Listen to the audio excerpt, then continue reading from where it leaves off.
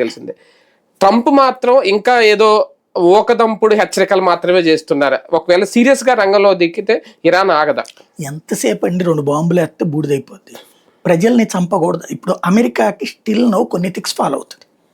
America మీకు లీడర్లను లేపేసింది, ప్రజల ప్రాణాలు తీలా. మీరు ఇరాను ఇజ్రాయెల్లో ప్రజల ప్రాణాలు తీస్తుంది, గల్ఫ్లో ప్రజల ప్రాణాలు తీస్తుంది.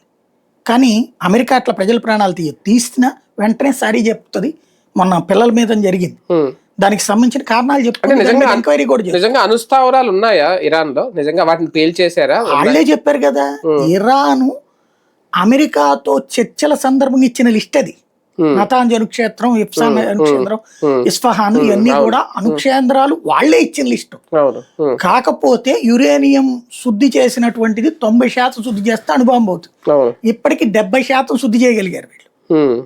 అంతవరకు నడిచినా బానే ఉండదు. కానీ వీళ్ళు ఏమంటారు, మేము అణుబాంబు తయారు చేస్తాం, మమ్మల్ని ఆపే అధికారం ఎవరికి లేదంటారు. Yes, correct, no doubt. ఇప్పుడు మనం అణుబాంబులు తయారు చేసుకున్నాం, మనల్ని ఆపమంది. ఇందిరాగాంధీ ఆపింది, పివి నరసింహారావు ఆపాడు, వాజ్పేయి చేశాడు, మన మీద ఆంక్షలు పెట్టారు. కానీ దాడికి రాలా. ఎందుకని?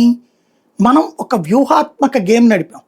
అణుపరీక్షలు చేసేసి ఫస్ట్ 2 చేసినప్పుడు ప్రపంచానికి చెప్పాం, వెంటనే ఆంక్షలు పెట్టేశారు మన మీద. పెట్టేస్తే మిగతా 3 అణుపరీక్షలు కూడా చేసి మేము ఓపెన్గా చెప్తున్నాం,